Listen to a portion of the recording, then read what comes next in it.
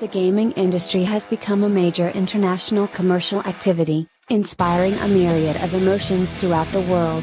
The following 10 entries take a look at both the intrigue and history of gambling in addition to outlandish facts about the pastime. In addition to his craving for bloodshed and women, King Henry VIII had an unremitting addiction to gambling.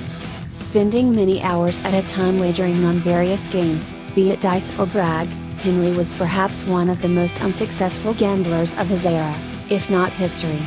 Competing against both monarchy leaders and commoners, the king would wager, and lose, a multitude of priceless possessions and money. Though the dream may seem far-fetched, those who have won the lottery are not guaranteed a life of bliss. While some winners have blown through their riches overnight, others have used it to fuel unrelenting gambling binges. Nonetheless, it's safe to assume that the futile gamble for instantaneous riches is one we're all willing to take.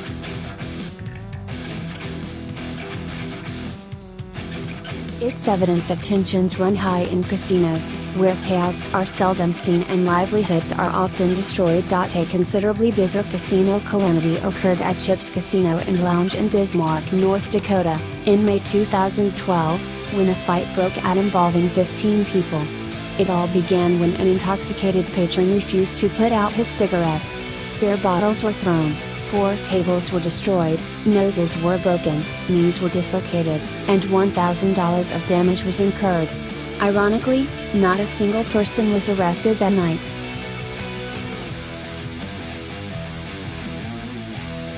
Connecticut's Foxwoods Resort Casino and Mohegan Sun are 2 destinations to avoid for anyone with dire pre-existing superstitious beliefs.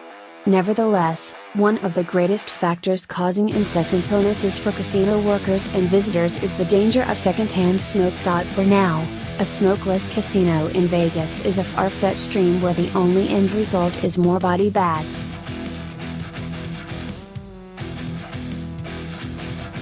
By 1851, vigilantes had either banished or executed many of the city's vile miscreants, yet much more needed to be done. One particular cleansing at the hands of the No-Nonsense Committee occurred on May 22, 1856. A man by the name of Cornero was found guilty of fatally shooting another man in the street.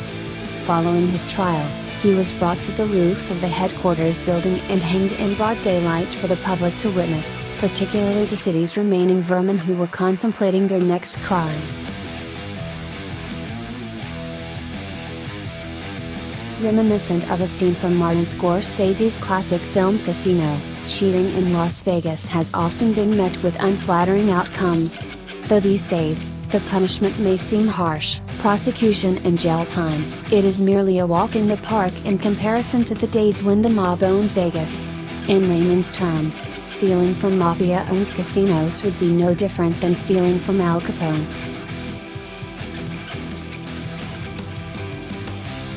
Kimberly-Clark, the makers of Dipin brand disposable undergarments, has cashed in on such revolting yet committed gambling enthusiasts.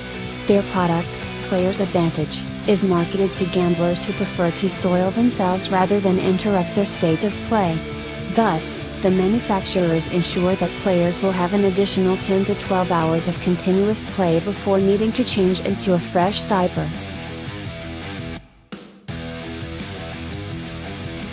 Organized crime figure Anthony Cornero was always one step ahead of the law when it came to duplicitous schemes.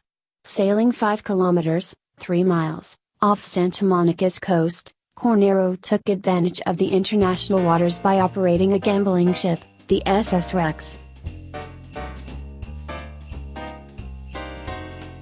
During the quiet, non-combatant hours of the U.S. Civil War, the looming trepidation of demise was obscured by periods of boredom.